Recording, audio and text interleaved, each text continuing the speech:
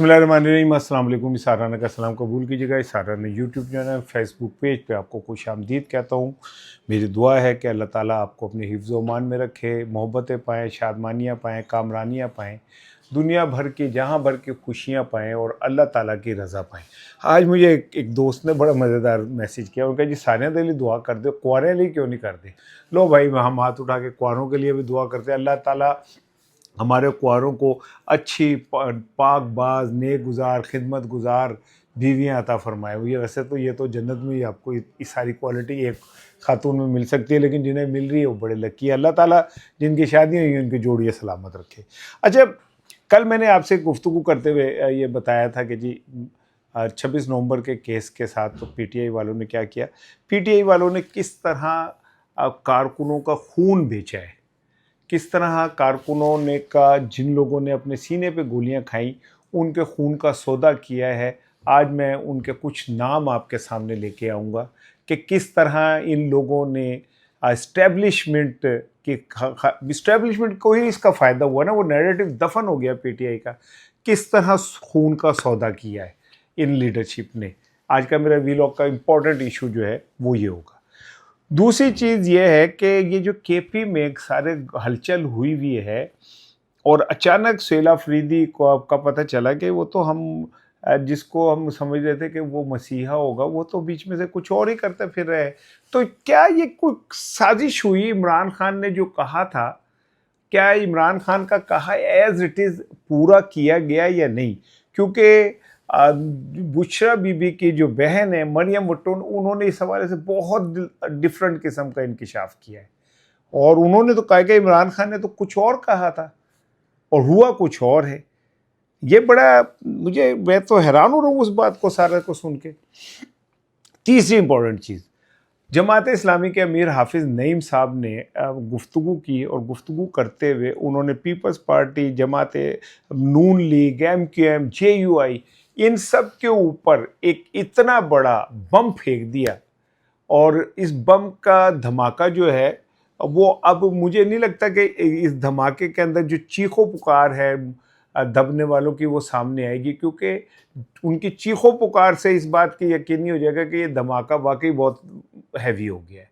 और मैं हाफिज़ नईम साहब को इस पे सलाम पेश करता हूँ, उनकी इस जुर्रत को सलाम पेश करता हूँ कि आज के इस दौर में हाफिज़ नईम रहमान ने जिस तरह बहादुरी से ये सारी बात की है।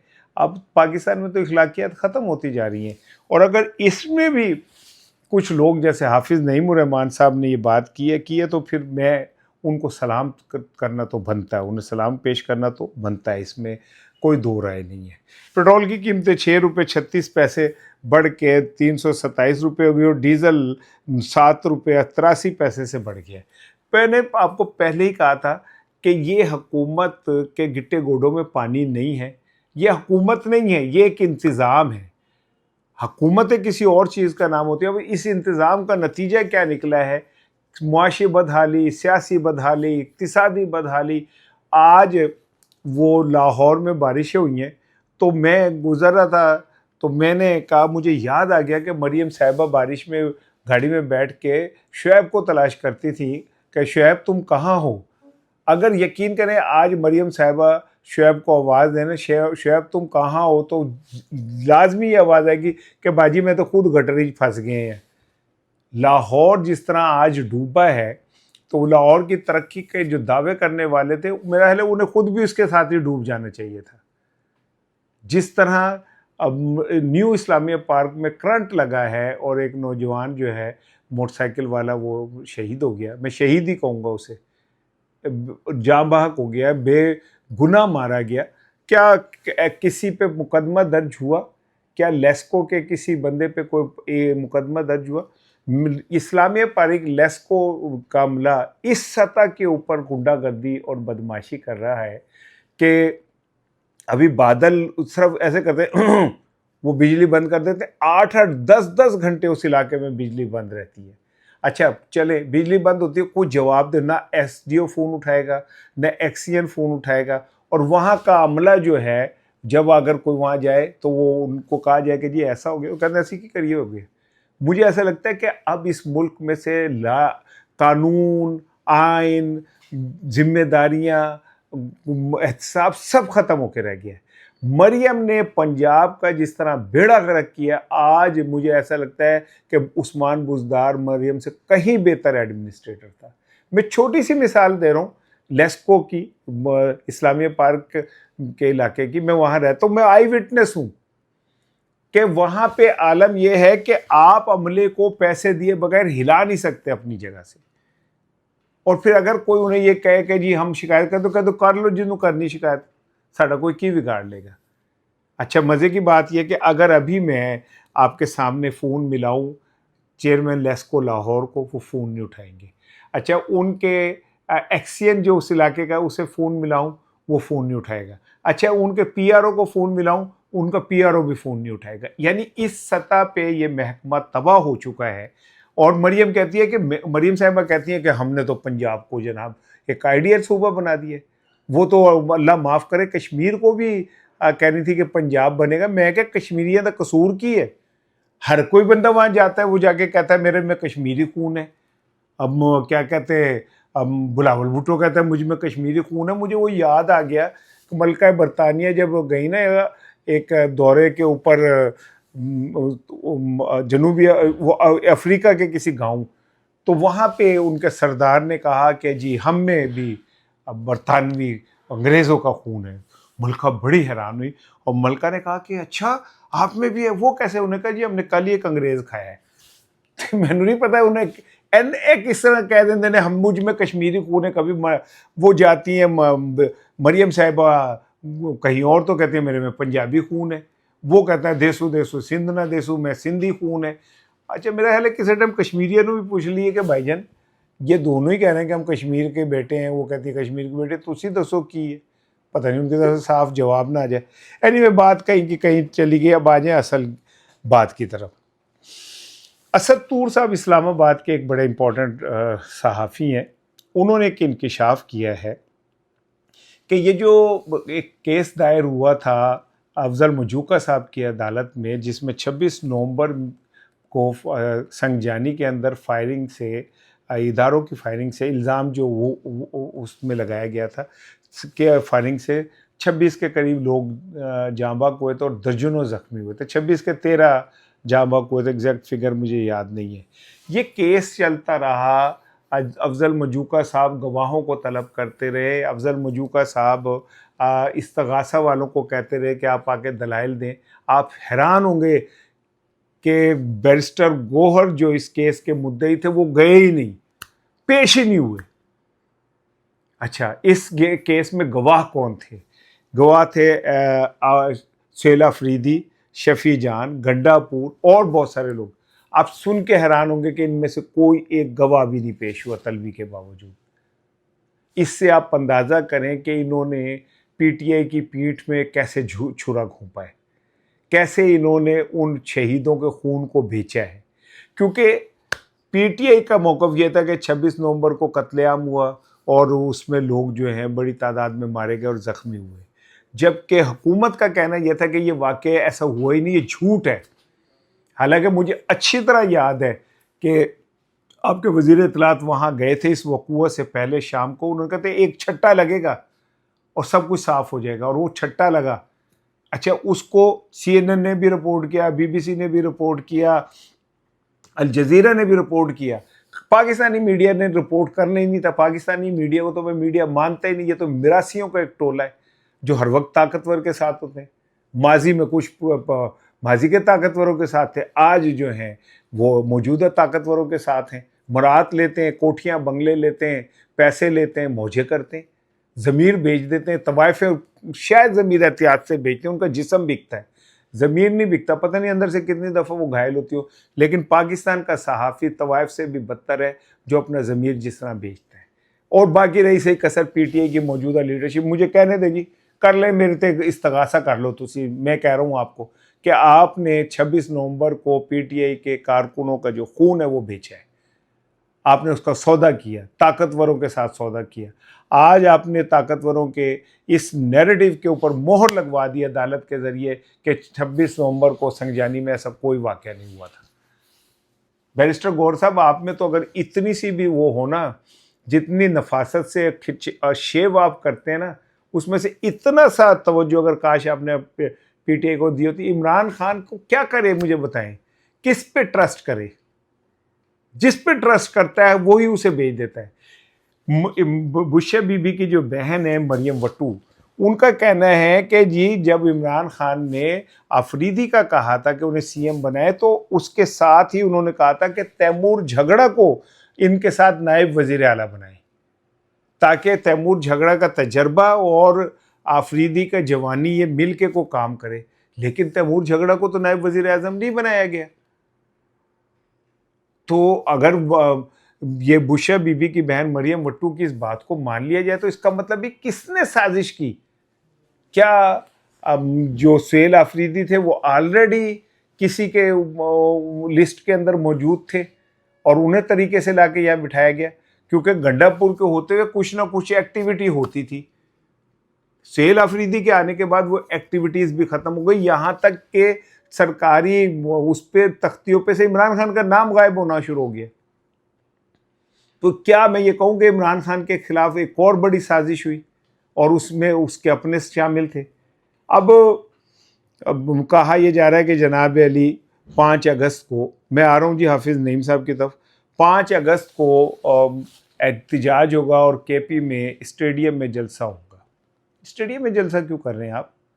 एक बंद स्टेडियम के अंदर आप बैठ के जलसा करके आप क्या करना चाह रहे हैं? गोंगले तो मट्टी चाड़ना चाहते हैं। उसके बाद नए लाहे अमल का ऐलान होगा। केड़े नए लाहे अमल का ऐलान करना है आपने? आप क्यों नहीं कहते कि उस जलसे में हम तहरीक चलाने का आगाज करेंगे? आप क्यों नहीं कहते कि उस जलसे के बाद हम सीधा कहीं बाहर और निकलेंगे? आप कह नहीं सकते क्योंकि आपकी ज़बान कट चुकी है, आपके पर कट चुके, आपके हाथ कट चुके। अब आप कुछ नहीं कह सकते। सुहेल आफरीदी साहब, शफी जान साहब, आप सिर्फ अब चैनल्स के ऊपर बैठ के टिल्ला माठा सा पीटीआई को डिफेंड कर सकते हैं। वो भी आप डिफेंड सही तरह नहीं कर रहे। वो भी आप जो कह रहे हैं, सलमान अकरम राजा कहते हैं कि जी तहरीक चलेगी, फैमिली उसका हिस्सा होगी, अलीमा खानम उसका हिस्सा होंगी और उनकी बहनें सारी उनका हिस्सा होंगी। तो भाई अब वो तहरीक चलाएंगी, आप उनका हिस्सा होंगे अगर हुए तो। थोड़े चेने तप्पड़ होंगे तो अब तक तहरीक चला चुके होते। आप में तप्पड़ ही नहीं है तहरीक चलाने के, तो आपने क्या तहरीक चलानी है? इमरान खान, मुझे अब ये जुमले आप सुनिएगा, मैं अपने दुखी दिल से आपको कह रहा हूँ, इमरान खान जेल में अकेला है, वो अपनी जंग अकेला लड़ रहा है। उसके गिर्द जितने भी थे सब खोटे सिक्के निकल आए, सब गद्दार निकल आए, चंद एक को छोड़ के। उसने जिस पे ट्रस्ट किया उसने उन्हें धोखा दिया है। और आज इमरान खान जेल में अकेला है, अपनी जंग अकेली लड़ रहा है। और मेरे ना ये हेयर प्लांटेशन के बाद अब ये चूँकि थोड़ा थोड़ा बाल आने शुरू है ना, तो इससे मेरे इचिंग होती है।